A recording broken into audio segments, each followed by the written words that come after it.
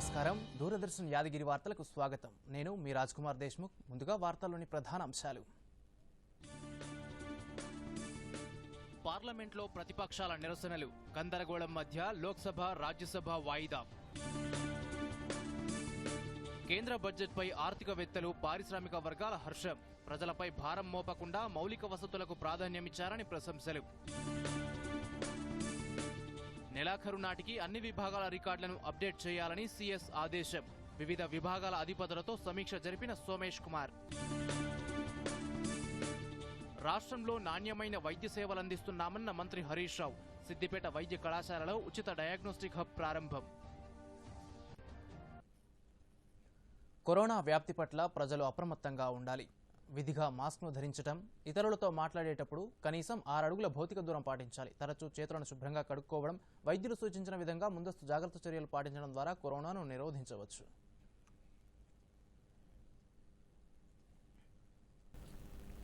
ఇక వార్తల్లోని వివరాలను చూద్దాం వ్యవసాయ చట్టాలపై విపక్షాలు నిరసన వ్యక్తం చేస్తుండటంతో లోక్సభలో వాయిదాల పర్వం కొనసాగుతోంది కేంద్ర ఆర్థిక మంత్రి నిర్మలా సీతారామన్ 2021-22 వార్షిక బడ్జెట్ను ప్రవేశపెట్టారు ఆ తర్వాత ఈ సాయంత్రం 4 గంటలకు సభ ప్రారంభమైన వెంటనే ముందుగా వ్యవసాయ చట్టాలపై చర్చ చేపట్టాలంటూ విపక్ష పార్టీలు డిమాండ్ చేశాయి ప్రశ్నోత్తరాల సమయాన్ని రద్దు చేసి సాగు చట్టాలపై చర్చించాలని పట్టుబట్టాయి స్పీకర్ ఓం బిర్లా అందుకు అంగీకరించకపోవడంతో లోక్సభలో గందరగోళం నెలకొంది సభ్యులు పోడియం వైపు దూసుకొచ్చారు సభ్యులందరూ ఎవరి సీట్లో వారు కూర్చోవాలని సూచించినప్పటికీ వినిపించుకోకపోవడంతో సభను కొద్దిసేపు వాయిదా వేశారు తర్వాత సభ తిరిగి ప్రారంభమైన విపక్ష సభ్యులు ఆందోళన కొనసాగించారు परिस्थिति सद्दुमणिगे अवकाशं लेकपोवडंतो सभा मल्ली वायदा पड़िंदी माननीय सदस्यगण मैं सभी माननीय सदस्यों को पर्याप्त समय पर्याप्त अवसर दूंगा आप सब अपनी सीट पर विराजें जिन विषय पर आप उठा रहे हैं उन विषय पर मैं चर्चा करने का आपको मौका दूंगा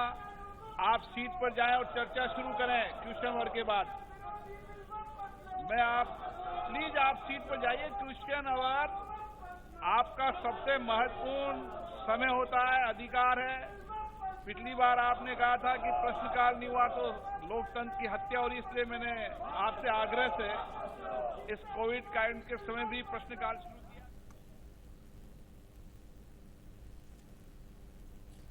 పార్లమెంట్ బడ్జెట్ సమావేశాల తొలి రోజే రాజ్యసభలో నిరసనల పర్వం ప్రారంభమైంది ఈ రోజు రాజ్యసభ ప్రారంభమైన వెంటనే చైర్మన్ వెంకయ్య నాయుడు ప్రసంగించారు ఆ తర్వాత ప్రశ్నోత్తరాల కార్యక్రమాన్ని చేపట్టారు అయితే అదే సమయంలో ప్రతిపక్ష సభ్యులు సభలో రైతుల సమస్యలపై చర్చించాలంటూ ఆందోళన చేశారు అన్నదాతలకు మద్దతుగా నినాదాలు చేశారు ఇటీవల ఉభయ సభలను ఉద్దేశించి రాష్ట్రపతి రామ్నాథ్ కోవింద్ చేసిన ప్రసంగంలో రైతుల ఆందోళనను ప్రస్తావించిన విషయం తెలిసిందే దీనిపై చర్చ జరపాలని విపక్షాలు పట్టుబట్టాయి అయితే రాష్ట్రపతి ప్రసంగంపై లోక్సభలో తొలుత చర్చ ప్రారంభం కావాల్సి ఉన్నందున ఈ అంశంపై బుధవారం చర్చిద్దామని చైర్మన్ వెంకయ్య నాయుడు సభ్యులకు సూచించారు అయినప్పటికీ ప్రతిపక్ష సభ్యులు ఆందోళన కొనసాగించడంతో సభ 3 సార్లు వాయిదా పడింది అయినప్పటికీ సభ అదుపులోకి రాకపోవడంతో రాజ్యసభను చైర్మన్ వెంకయ్య నాయుడు బుధవారం ఉదయం 9 గంటలకు వాయిదా వేశారు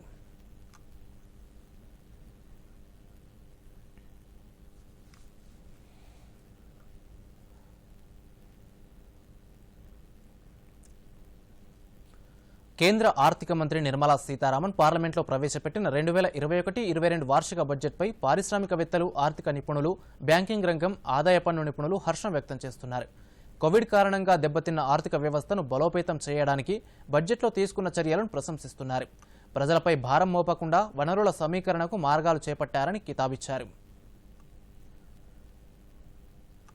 అసోచాం అధ్యక్షుడు వినీత్ అగర్వాల్ మాట్లాడుతూ ఆర్థిక మంత్రి 6 ప్రధాన రంగాలకు పెట్టుబడులను ఆకర్షించే చర్యలు చేపట్టడం అభినందనీయమని అన్నారు పన్ను చెల్లింపుదారులపై భారం వేయకుండానే ఆరోగ్యం మౌలిక వసతుల కల్పన సమ్మిళిత అభివృద్ధి నూతన ఆవిష్కరణలు కనిష్ట ప్రభుత్వం గరిష్ట పాలన పెట్టుబడులపై దృష్టి సారించారని పేర్కొన్నారు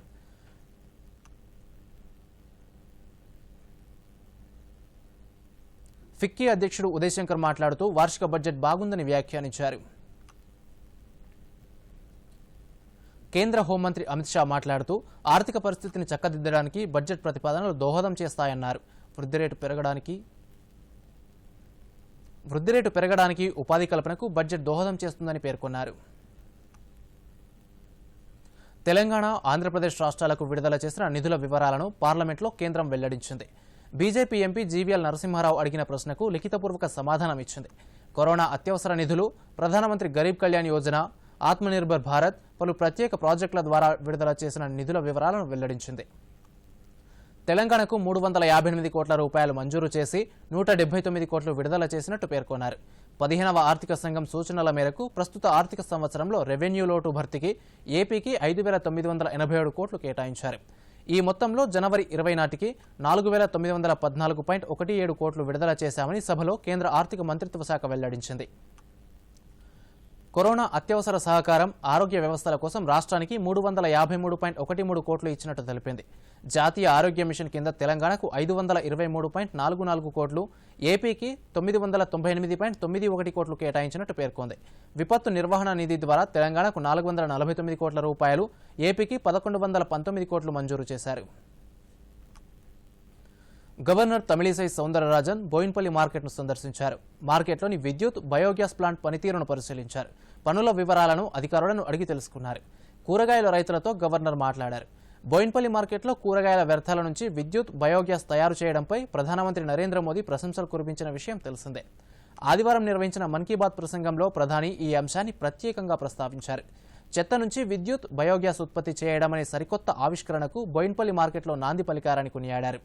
ఈ విధానంలో వ్యర్థాలను ఉపయోగించుకోవడం దేశానికి ఆదర్శంగా నిలుస్తోందని అన్నారు. సికింద్రాబాద్లోని బోయిన్పల్లి కూరగాయల మార్కెట్ రాష్ట్రంలో అతిపెద్ద మార్కెట్. ఇక్కడ ప్రతిరోజు 5 నుంచి 10 టన్నుల కూరగాయల వ్యర్థాలు చేరుతాయి. ఈ వ్యర్థాలను గతంలో జవహర్ నగర్లోని డంపింగ్ యార్డ్కు తరలించేవారు. వ్యర్థాల నుంచి విద్యుత్ ఉత్పత్తి, బయోగ్యాస్ను ఉత్పత్తి చేసేందుకు 30 కోట్ల రూపాయలతో బయో ప్లాంట్ను ఏర్పాటు చేసింది. ఈ ప్లాంట్ దేశంలో తమిళనాడు తర్వాత రెండోదిగా నిలిచింది. సిద్దిపేట ప్రభుత్వ వైద్య కళాశాలలో అన్ని సదుపాయాలతో డయాగ్నోస్టిక్ హబ్ కేంద్రాన్ని రాష్ట్ర ఆర్థిక మంత్రి హరీష్ రావు ప్రారంభించారు. అంతకుముందు చిన్నారులకు పల్స్ పోలియో చుక్కలు వేశారు. డయాగ్నోస్టిక్ హబ్లోని వైద్య పరికరాలు, 57 రకాల వైద్య పరీక్షల గురించి వైద్యాధికారులు హరీష్ రావుకు వివరించారు. రోగుల సహాయకుల విశ్రాంతి గదిని ప్రారంభించారు. పేషెంట్స్ సహాయకులు, పేషెంట్స్ కోసం ప్రత్యేక షెడ్ను ఏర్పాటు చేసినట్టు చెప్పారు. రాష్ట్రంలో తొలి డయాగ్నోస్టిక్ హబ్ను సిద్దిపేటలోనే ఏర్పాటు చేశామన్నారు. సిద్దిపేట పట్టణంలో వీధి వ్యాపారులకు భరోసా కల్పిస్తూ స్ట్రీట్ వెండర్స్ షాపింగ్ కాంప్లెక్స్ను కూడా మంత్రి హరీష్ రావు ప్రారంభించారు. షాపుల కేటాయింపునకు సంబంధించిన పత్రాలను లబ్ధిదారులకు అందజేశారు. వీధి వ్యాపారులతో ముచ్చటించారు. వీధి వ్యాపారుల స్థితిగతులపై వివరాలు అడిగి తెలుసుకున్నారు. ప్లాస్టిక్ రీసైక్లింగ్ ప్రక్రియతో తయారు చేసిన షెడ్ కియోస్క్లను ఏర్పాటు చేసినట్టు తెలిపారు. సిద్దిపేటలో red zone, green zone, amber జోన్గా ఏర్పాటు చేస్తూ రెడ్ జోన్ పట్టణంలోని ఫుట్పాత్పై వ్యాపారాలు చేసే వారందరికీ ఒకే చోట దుకాణ సముదాయం ఏర్పాటు చేశారు. ఇందుకోసం కేంద్ర రాష్ట్ర ప్రభుత్వాలు 1,30,00,000 రూపాయలను ఖర్చు చేశాయి. పాలసీ మరి అమలు పరుస్తున్నాం. స్ట్రీట్ వెండింగ్ పాలసీ కింద పట్టణాన్ని red zone, green zone, amber జోన్గా ఏర్పాటు చేసుకోవాలి. ఎక్కడైతే రెడ్ జోన్లో ఫుట్పాత్ల మీద వ్యాపారాలు చేస్తూ ఉన్నారో వాళ్ళకందరికీ ఎక్కడో ఒక దగ్గర పర్మనెంట్ షెల్టర్ చూపించాలి. వాళ్ళ వ్యాపారాలకు అనుగుణంగా మరి కేంద్ర ప్రభుత్వము, రాష్ట్ర ప్రభుత్వము మరి ఇటువంటి కార్యక్రమాలు చేస్తూ ఉన్నది. అందులో ముఖ్యంగా రాష్ట్రంలోనే 40 ఈ రోజున ఇక్కడ 40 బంక్స్, 40 యొక్క షట్టర్లు, షాపులు కట్టడం జరిగింది. ఈ 40లో ఇవాళ 30 మందికి అలాట్ చేస్తూ ఉన్నాము. ఈ 30 మంది కూడా టోటల్గా నిరుపేదలు, ఫుట్పాత్ల మీద జీవన ఆధారం పెట్టుకున్న వాళ్ళందరికీ కూడా ఇక్కడ వాళ్ళ ప్రమాణాలు పెంచాలన్న ఉద్దేశంతో ఇక్కడ చేసుకోవడం జరిగింది. దీనికి 1,30,00,000 రూపాయల వ్యయమైంది. తర్వాత ఈ ప్లాస్టిక్ ఇప్పుడు మీరు చూస్తూ ఉంటే ఇక్కడ ఒక్కొక్క షట్టర్కు సంబంధించి, ఒక్కొక్క బంకుకు సంబంధించేసి సుమారుగా 450 కిలోల నుంచి 500 కిలోలు, 600 కిలోల వరకు కూడా ప్లాస్టిక్ను, రీయూజ్ చేసేసిన ప్లాస్టిక్ను, రీసైకిల్ చేసిన ప్లాస్టిక్ను వాడటం జరిగింది. మరి 2 విధాలుగా, ఒకసారి ప్లాస్టిక్ నిరుపయోగం అనుకున్న ప్లాస్టిక్ను కూడా వాడుకోవటం, తర్వాత ఫుట్పాత్ల మీద బతికే వాళ్ళందరికీ కూడా జీవన ఆధారాలు కూడా ఇక్కడ కల్పించడం జరిగింది.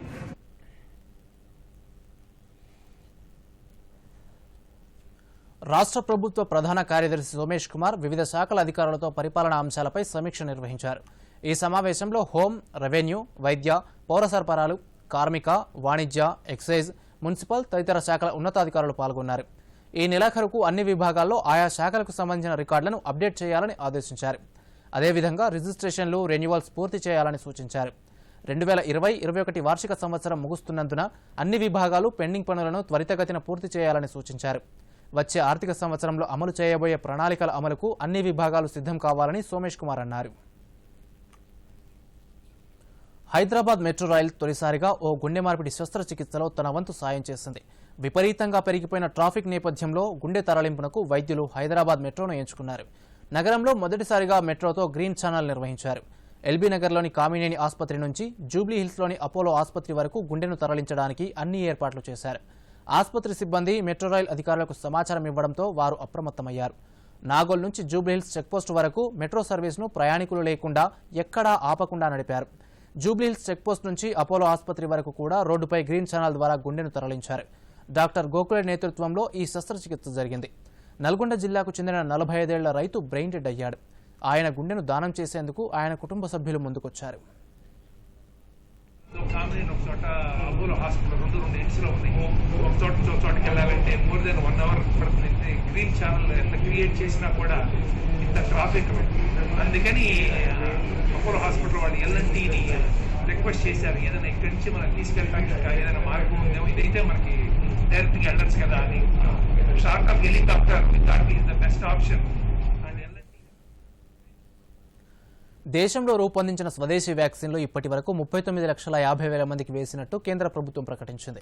కరోనా వైరస్ను నిరోధించడానికి భారత్ బయోటెక్, సీరం ఇన్స్టిట్యూట్ రూపొందించిన 2 వ్యాక్సిన్లు మంచి ఫలితాలిస్తున్నాయని కేంద్ర ఆరోగ్య శాఖ పేర్కొంది. గత 24 గంటల్లో 91,000 మంది ఆరోగ్య సిబ్బందికి టీకా వేసినట్టు పేర్కొంది. ప్రతిరోజు టీకా వేయించుకుంటున్న వారి సంఖ్య పెరుగుతోందని తెలిపింది. ఉత్తరప్రదేశ్లో అత్యధికంగా 4,63,000 మందికి కోవిడ్ టీకా వేశారు. ఆ తర్వాతి స్థానాల్లో రాజస్థాన్, కర్ణాటక, మహారాష్ట్ర ఉన్నాయి. కాగా మన దేశంలో తయారు చేసిన 2 వ్యాక్సిన్లను విదేశాలకు కూడా సరఫరా చేస్తున్న విషయం తెలిసిందే. తాజాగా దక్షిణాఫ్రికాకు మన వ్యాక్సిన్లు చేరుకున్నట్టు విదేశాంగ శాఖ మంత్రి జయశంకర్ ట్విట్టర్లో పేర్కొన్నారు. పిల్లల పెరుగుదలకు, రోగ నిరోధక శక్తికి టీకాలు ఎంతగానో ఉపయోగపడతాయి. కరోనా విజృంభణాధికంగా ఉన్న సమయంలో కూడా చిన్నపిల్లలకు టీకాలు వేయడంలో జగిత్యాల జిల్లా రాష్ట్రంలో అగ్రస్థానంలో నిలిచింది. జిల్లాలో అందరి సహకారంతో మొత్తం 26 కేంద్రాల్లో టీకాలు వేశారు. కరోనా కంటే ముందున్న శాతాన్ని కొనసాగించి ప్రథమ స్థానంలో నిలిచారు. పుట్టిన ప్రతి బిడ్డకు బీసీజీ టీకా ఇస్తారు. మీజిల్స్, రూబెల్లా టీకాను 10 నుంచి 14 వారాల్లో ఇస్తుంటారు. ఈ టీకాలు పిల్లల ఎదుగుదలకు, రోగ నిరోధక శక్తిని పెంచడంలో ఉపయోగకరంగా ఉంటాయి. కోవిడ్ నిబంధనలకు అనుగుణంగా చిన్నపిల్లలకు టీకాలు వేయించారు. మార్చ్, ఏప్రిల్, మే మాసాల్లో కరోనా అధికంగా ఉన్నప్పటికీ చిన్నారుల భవిష్యత్తును దృష్టిలో పెట్టుకుని వైద్యారోగ్య సిబ్బంది టీకాలు వేశారు. ఈ సందర్భంగా జగిత్యాల జిల్లా డిఎంఎన్హెచ్ఓ పుప్పాల శ్రీధర్ దూరదర్శన్తో మాట్లాడుతూ కరోనా కంటే ముందు ఎలా టీకాలు వేశామో కరోనా అధికంగా ఉన్న మార్చ్, ఏప్రిల్, మే నెలలో కూడా అలాగే టీకాలు ఇవ్వడం జరిగిందని తెలిపారు. పిల్లల ఆరోగ్యాన్ని దృష్టిలో పెట్టుకుని కష్టమైనా కూడా టీకాలు ఇవ్వడం జరిగిందని తెలిపారు. వైద్య సిబ్బందితో పాటు తల్లిదండ్రులు సహకరించారని తెలిపారు. ఏఎన్ఎంలు, సూపర్వైజర్లు ఇంటింటికి తిరుగుతూ టీకాలు వేశారని పేర్కొన్నారు. డాక్టర్ నరేష్ ప్రతి విలేజ్లో కానీ వెళ్ళి ఈ ఇమ్యునైజేషన్ సెషన్స్ కండక్ట్ చేయడం జరిగింది. ఇప్పటి వరకు మా జిల్లాలో ఫుల్ ఇమ్యునైజేషన్ 11,404 మందికి ఇవ్వడం జరిగింది. ఏప్రిల్ నుంచి డిసెంబర్ వరకు. మరి మా జిల్లాలో 17 పిఎస్సీలు ఉన్నాయి, అర్బన్ హెల్త్ సెంటర్స్ 5 ఉన్నాయి, 2 సిఎస్సీలు ఉన్నాయి, ఒక ఏరియా హాస్పిటల్. టోటల్ గా అన్ని హాస్పిటల్లో ఇమ్యునైజేషన్ సెషన్స్ కండక్ట్ చేయడం.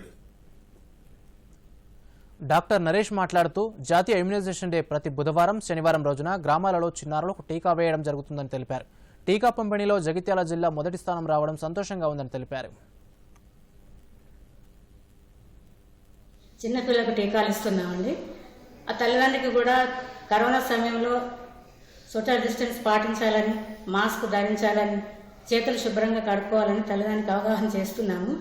ఈ యొక్క వ్యాక్సిన్ టైంలో అంటే ఇంజక్షన్ల ద్వారా పిల్లలకు ఎంతో మేలు జరుగుతుంది. మేము ప్రతి శనివారం, బుధవారం తప్పకుండా ఇస్తున్నాము. దీనివల్ల మా జగిత్యాల జిల్లా మొదటి స్థానంలో ఉన్నందుకు మాకు ఎంతో సంతోషకరంగా ఉంది. ఏంటంటే వ్యాక్సినేషన్ షెడ్యూల్ ప్రకారం మన national immunisation schedule every Wednesday జరుగుతుంది. అదేవిధంగా ఈ ధర్మపురి మండలం పరిధి కింద ప్రతి బుధవారం, తర్వాత వీలైన ప్లేస్లలో ప్రతి శనివారం, అది అంగన్వాడీ సెంటర్లలో లేకపోతే గ్రామ పంచాయతీ దగ్గర దాని ప్రకారమే మనం, లేకపోతే సబ్ సెంటర్లలో, ఈ 3 ప్లేస్లలో మనం ఏంటంటే వ్యాక్సినేషన్ అనేది నిర్వహిస్తాం.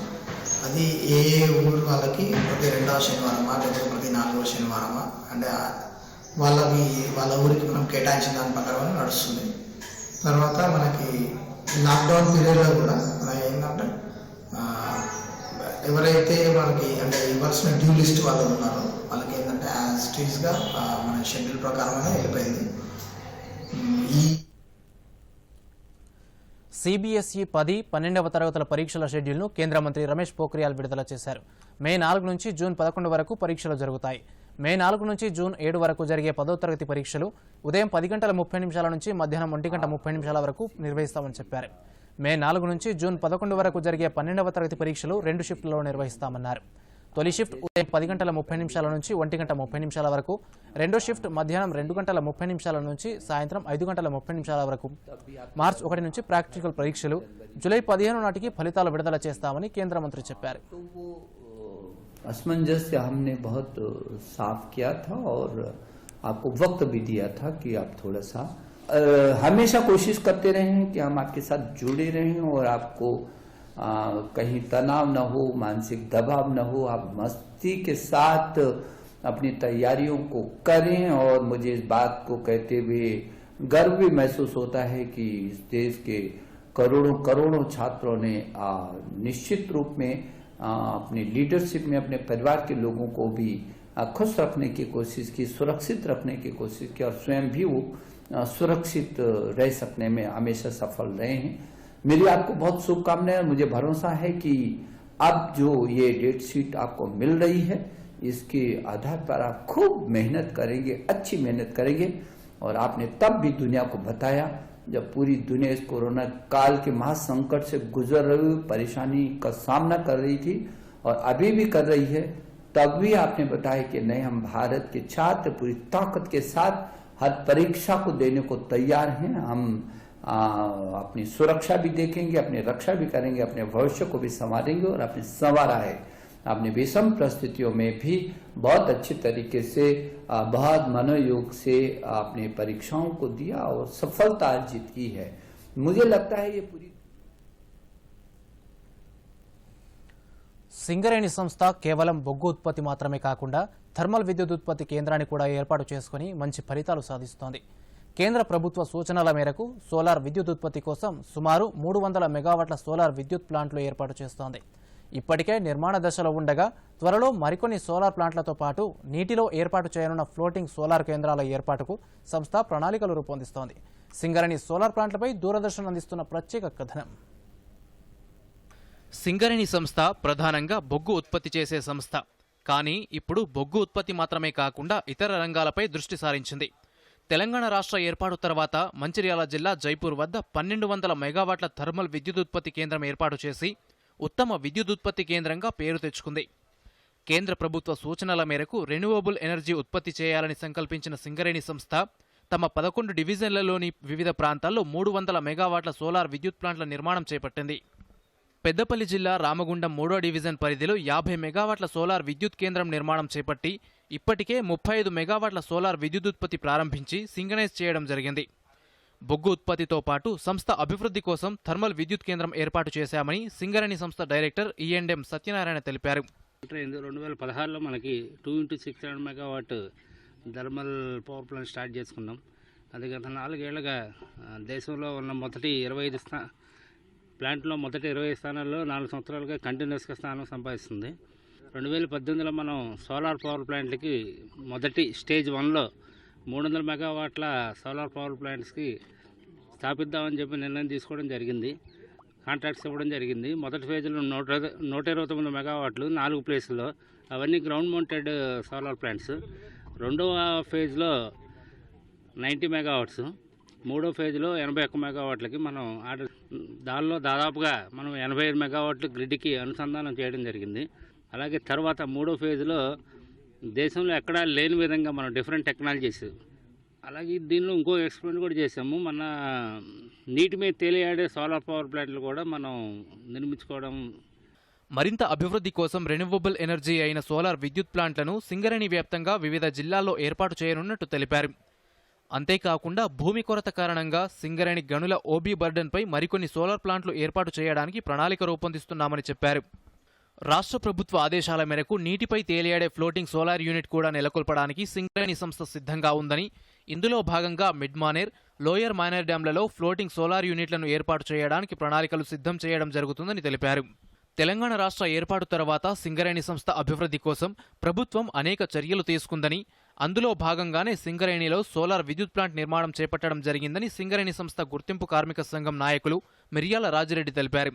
సంస్థ అభివృద్ధి చెందాలంటే కేవలం ఒక బొగ్గు ఉత్పత్తి మాత్రమే కాకుండా ఇతర రంగాలపై దృష్టి సారించాల్సిన అవసరం ఉందని తెలిపారు. కేంద్ర ప్రభుత్వ సూచనల మేరకు సోలార్ విద్యుత్ ఉత్పత్తికి సంస్థ అధిక ప్రాధాన్యతనిస్తుందన్నారు. ఈరోజు బొగ్గును మనం ఉత్పత్తి చేస్తున్నటువంటి వాళ్ళం థర్మల్ విద్యుత్తును కూడా ఉత్పత్తి చేసినట్లయితే బాగుంటుంది అనేటువంటిది. ఈరోజు 1200 మెగావాట్లు థర్మల్ పవర్ని కూడా మనం జైపూర్లో ఉత్పత్తి చేసుకొని దేశంలో ఉన్నటువంటి ప్లాంట్లలో కూడా టాప్ 5లో టాప్ 10లో ఉంటున్నటువంటి విషయం మనందరికీ తెలిసింది. 300 మెగావాట్లను సోలార్ పవర్ని సింగరేణిలో ఉత్పత్తి చేయాలనేటువంటి నిర్ణయం మన సిఎండి గారు తీసుకున్నటువంటి దాంట్లో భాగంగా ఈరోజు అన్ని డివిజన్లలో ముఖ్యంగా RG3లో అతి ఎక్కువగా 50 మెగావాట్స్ని ఉత్పత్తి చేయాలనేటువంటి లక్ష్యంలో 30 మెగావాట్లను ఇప్పటికే మనం సింక్రనైజ్ చేసుకోవడం జరిగింది. ఇది గ్రిడ్ కనెక్ట్ చేసుకోవడం జరుగుతున్నది. అందుకే ఈరోజు సోలార్ మీద ఎక్కువ కాన్సన్ట్రేట్ చేస్తున్నటువంటి దాంట్లో ఒక మేరకు సక్సెస్ అయినామనేటువంటిది bureau report, Doordarshan news. Social media నియంత్రణకు చేపడుతున్న చర్యల గురించి వెల్లడించాలని సుప్రీంకోర్టు కేంద్ర ప్రభుత్వాన్ని ఆదేశించింది. నకిలీ వార్తలు, రెచ్చగొట్టే ప్రసంగాల వ్యాప్తికి సోషల్ మీడియా సంస్థలను బాధ్యులను చేస్తూ వాటిపై చర్యలు చేపట్టాలని దాఖలైన పిటిషన్పై సుప్రీంకోర్టు త్రిసభ్య కమిటీ ధర్మాసనం విచారణ జరిపింది.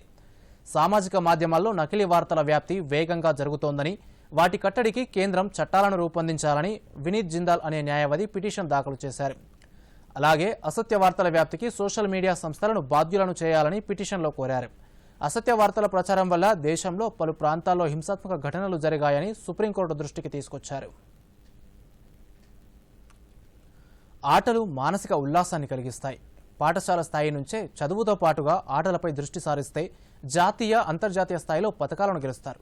అమ్మాయిలు, అబ్బాయిలతో దీటుగా ప్రతి రంగంలో రాణిస్తున్నారు. సికింద్రాబాద్ నెహ్రూనగర్ సమీపంలోని క్రీడా మైదానంలో నిత్యం కనిపించే దృశ్యాలు ప్రేక్షకులను ఆకట్టుకుంటాయి.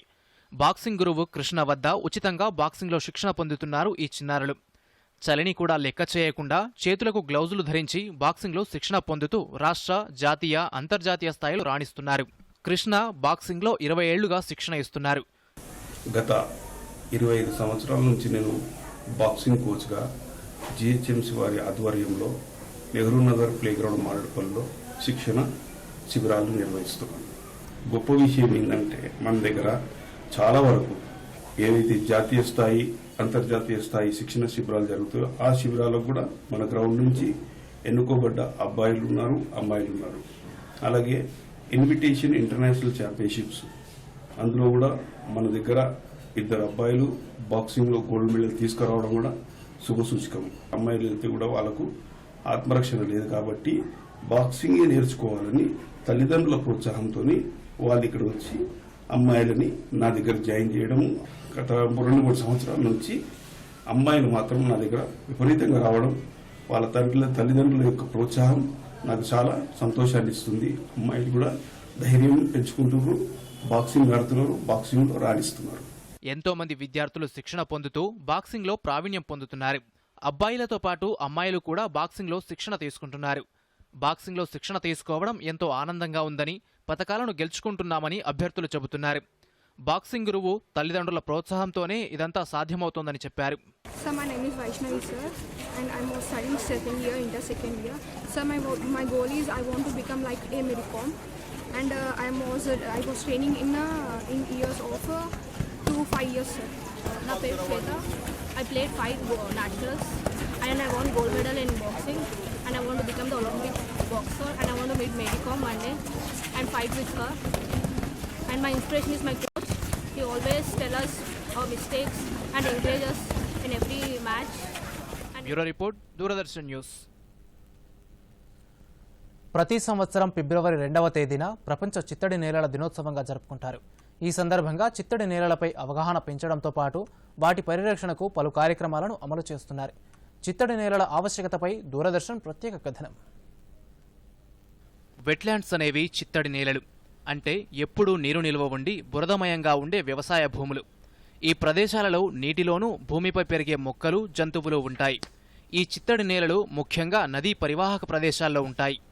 ఇవి నదుల నుంచి వచ్చే కాలుష్యకారక పదార్థాలను తమలో ఇముడ్చుకుంటాయి. సముద్ర భారీ అలల నుంచి, సునామీల నుంచి తీర ప్రాంతాలను రక్షిస్తాయి. నదుల వరదల నుంచి కాపాడుతాయి. వీటితో పాటు ఇతర దేశాల నుంచి వచ్చే వలస పక్షులకు ఆవాసంగా ఉంటాయి. చిత్తడి నేలలకు మానవాళి మనుగడతో సంబంధముంది.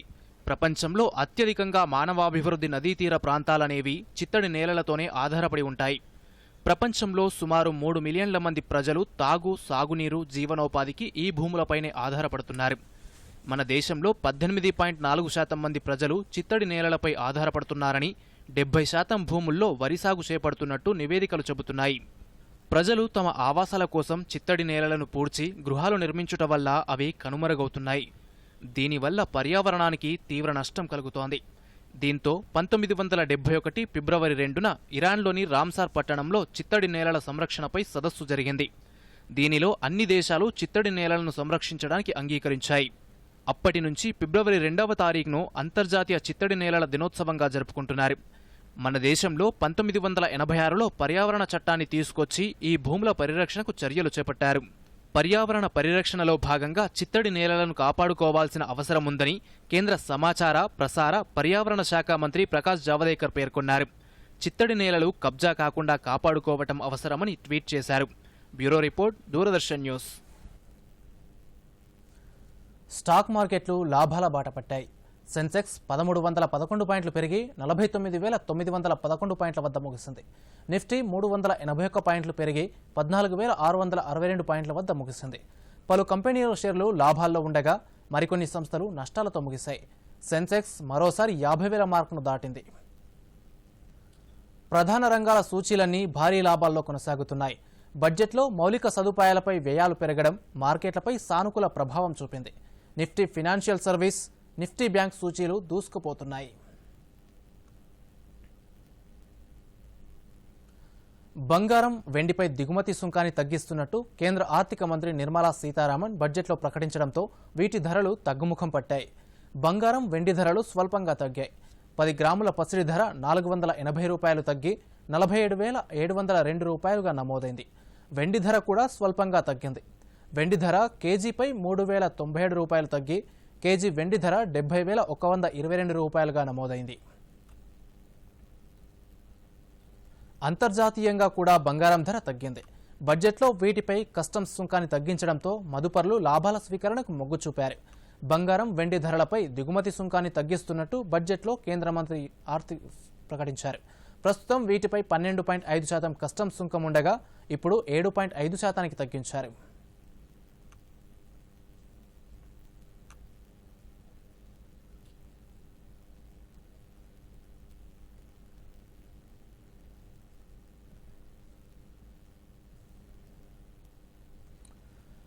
వార్తలు ముగించే ముందు ముఖ్యాంశాలు మరోసారి. దూరదర్శన్ యాదగిరి వార్తలను ఇప్పుడు సోషల్ మీడియాలో కూడా చూడవచ్చు. యూట్యూబ్ అయితే డీడీ న్యూస్ తెలంగాణ, ట్విట్టర్ వేదిక అయితే DD news Telangana @DD Yadagiri news, మరి ఫేస్బుక్లో అయితే డీడీ న్యూస్ తెలంగాణలో చూసి సబ్స్క్రైబ్ చేసి లైక్ చేయండి, షేర్ చేయండి. పార్లమెంట్లో ప్రతిపక్షాల నిరసనలు, గందరగోళం మధ్య లోక్సభ, రాజ్యసభ వాయిదా.